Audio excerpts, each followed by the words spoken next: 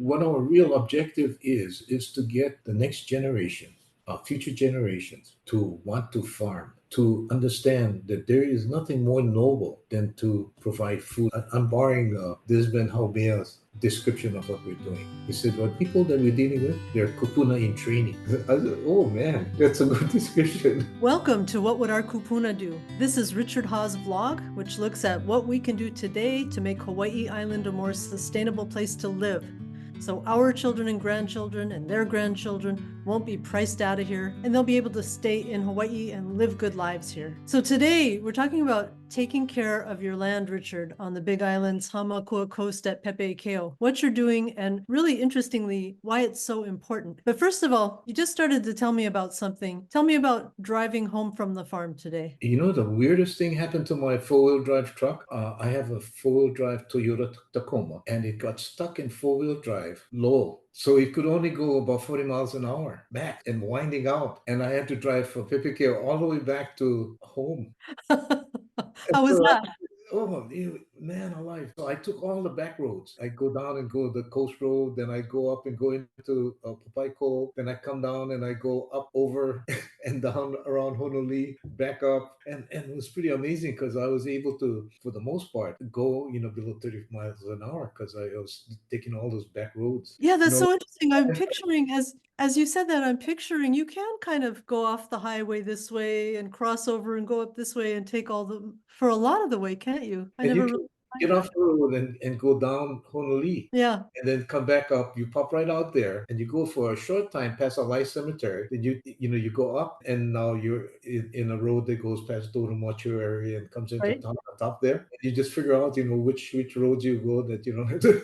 It was something. How funny. How funny. Yeah, yeah. Okay, well, let's talk about what you were doing on the farm. So first of all, let's set the scene. So you're talking about the land that you've set aside for your Modern-Day Ahupua'a project. So tell us, how much property is that, and what is the big picture of what you're doing there right now? Yeah, well, we've got 172 acres set aside for the modern-day Ahupua'a, and we're trying to use the resources that we have available in the most technology-advanced way that makes sense and will be applicable for future generations. So through that property, we've got two actual springs that originate and end on the property, but we have four springs that go through the property, and not only that property, but the total area where we own is 498 acres. Now, once when you start to think in terms of how are we going to develop this property, then you get into, okay, what does it look like? And how can I show people what it looks like? And when you take a ride through the property, you realize that there are three problems. One is fiddlewood, because it's a tree that has a lot of branches that blocks the view and stuff like that. And then there's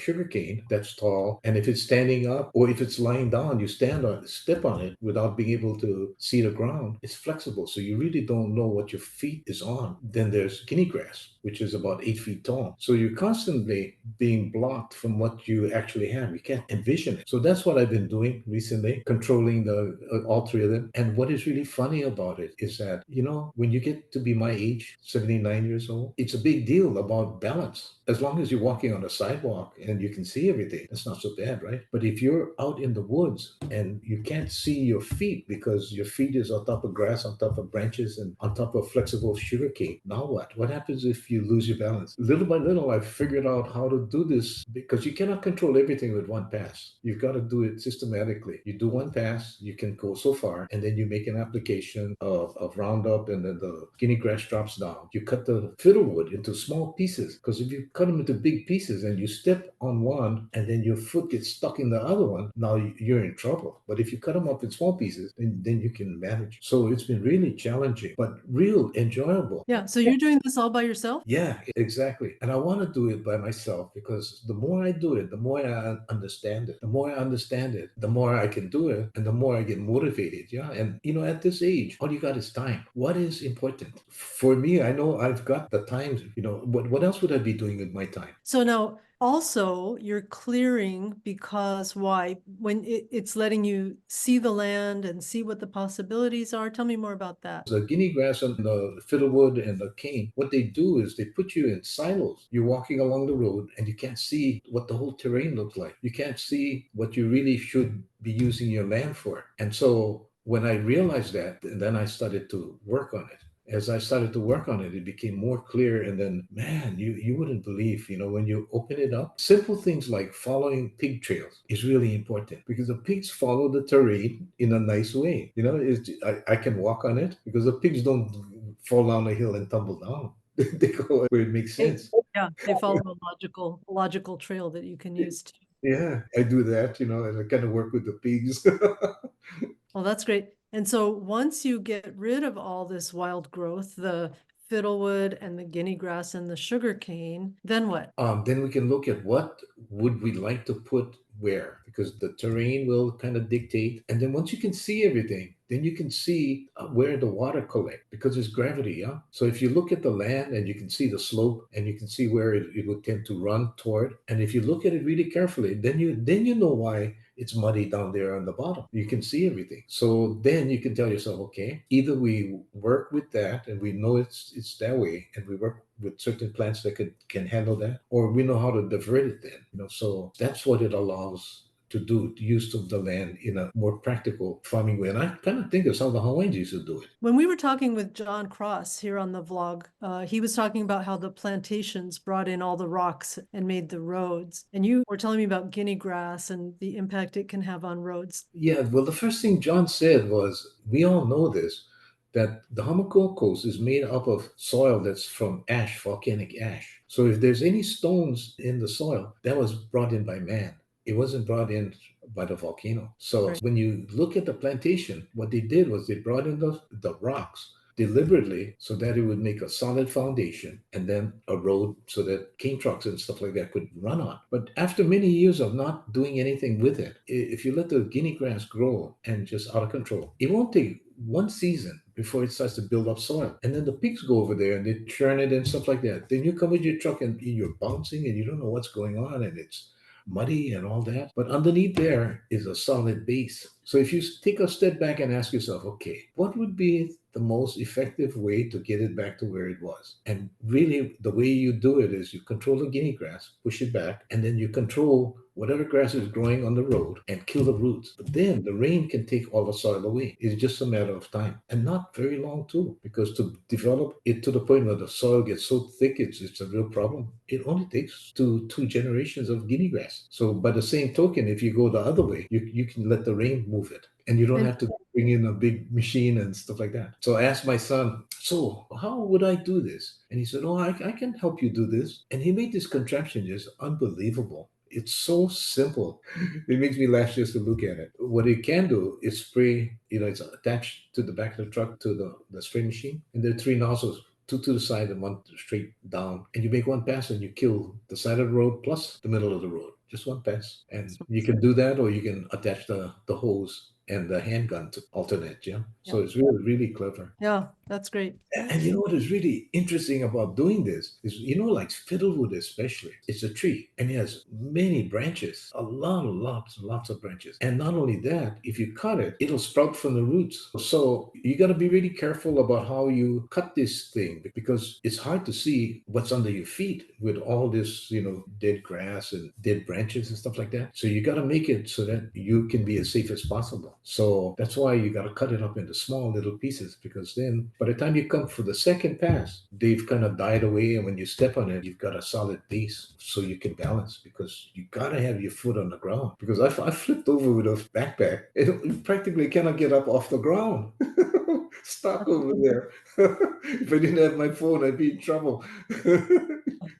That's funny. You mentioned to me places you've driven on the farm where you've gotten stuck and you couldn't turn around. You had to back out because the road just narrowed, right? Yeah, if you can imagine, this was the normal state of thing. The sweet potato farmers would farm, then they'd leave it fallow for 18 months, then the guinea grass would grow back again, and the guinea grass grows really fast. And it would get really thick, but they're concentrating on what they're farming, not where it's in fallow. So I was over there trying to figure out where the roads went, and I figured, oh, here's the road, so I'll just drive to the other end, to the boundary. But it got so thick, the further I went, the thicker it got, until it became, oh no, I can't go any further and I can't turn around. It's because you don't know, if you turn around, you fall off a ledge and roll over or what. Yeah. So I had to back up. But the guinea grass was so thick, it ripped my muffler clamp and it bent the muffler. And Okay. Anyway, that's how bad it can get. So after that happened, I told myself, this cannot happen. We've got to open up the roads so that this never happens again. Right. So we've got the roads under control now. That won't ever happen again. But it takes some time. And you're not just doing the 172 acres for the modern-day Ahupua'a, right? You're doing the entire farm. Yes, I am. Will it all get done? Do you see it all getting done? Yeah, yeah, because there are only certain problems, and the problem is looking at the land. And because the fiddlewood and everything, all these things are blocking the view. If I get rid of those, now all of a sudden we can see everything. Then you can make a plan. Other than that, you're guessing, or you won't utilize the land properly. So it won't take very long before we get to that point. How much is done now, do you think? I've started the process, so now it'll take so long before the guinea grass dies down and disappears. It'll take so long before the fiddlewood rots, and then it'll take so long before I kill the bigger trees. So that process is ongoing already. So it's happening. It's just a matter of time, yeah. Yeah. So and not very long either. And once you get it all cut back, how do you keep it like that? What we need to do is plan strategically what kind of plants we want to plant to throw the kind of cover shade to prevent things from growing and allow the grasses or shorter type of ground cover that you can see over the top rather than the guinea grass where you can't see anything. Even California grass you can see,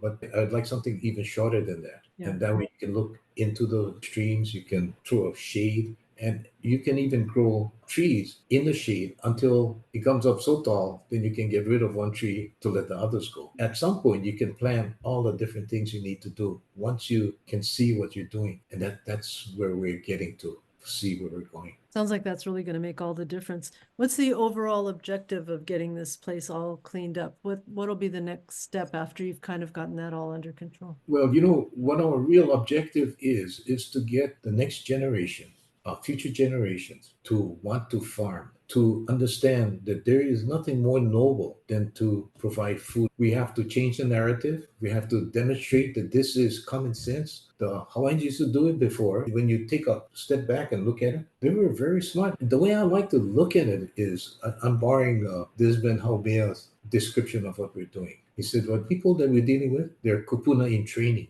I said, "Oh man, that's a good description." That's basically it. And so the pluses got to exceed the minuses, though, because we're still in a trade economy, a reciprocal kind of economy. So people got to pull their own weight, and the pluses got to exceed the minuses.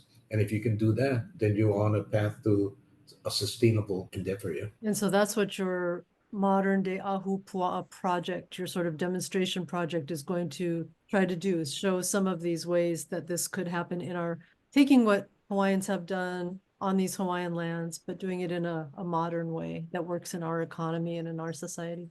Yeah, yeah, and when we think about future generations, we got to do the best we can, because when they get older or when they look back in time to what we did, we're their ancestors. What did we do? So it's our responsibility to do the right thing.